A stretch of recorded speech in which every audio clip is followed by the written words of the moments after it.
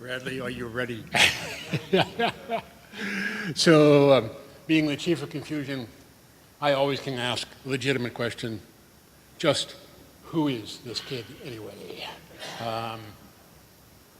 Curious for you to dig into his background, if you're willing to hack some systems. First of all, he is a hacker par excellence.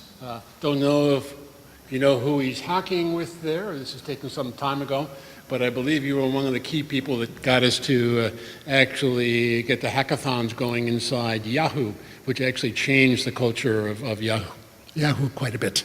Now, I know we have security protocols and privacy of data, but I did manage to get a hold of his psychiatry profile here.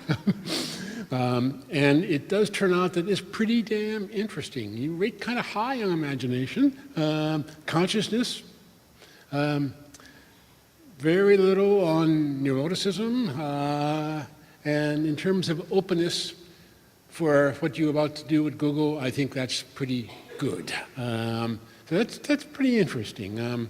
But of course, in this audience, yeah, it's cool, but give me a break. What has he really done? So let's back up a moment.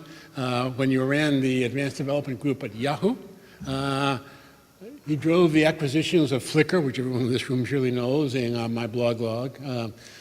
For those of us that actually still hack some systems, doing products like Yahoo Pipes actually enabled us to customize things on the fly very, very well. And I think played a key role in opening up Yahoo's platform to the Yahoo Development Network, which made a big difference, and then launched the Brickhouse Incubator. But on going to Google, the game changed a little bit. He kind of led the product development for their applications division, just a small number of products: Gmail, Gtalk, Google Docs, Google Voice, and Calendar, basically what most of us actually in this room probably live off of. However, now he's doing something else. He's heading up at Google social products, deciding to take on Facebook squarely or whatever. I'm sure you don't want to talk about that, but in terms of Google+, Google Circles, and my favorite, Google Hangout. And we were talking last night, I was kind of asking him at our dinner at Ralph's place, how many engineers do you really have engaged in like Google Hangouts or Google+? Well, the answer a little bit surprised me.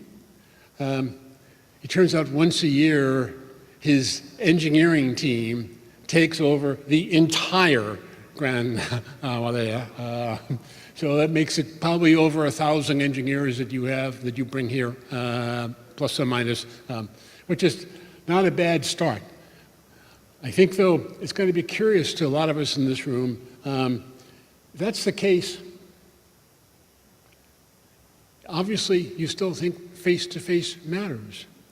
So it's going to be a little bit interesting to hear how with Google Hangouts, you still think face-to-face, and how do you actually bring these spaces together.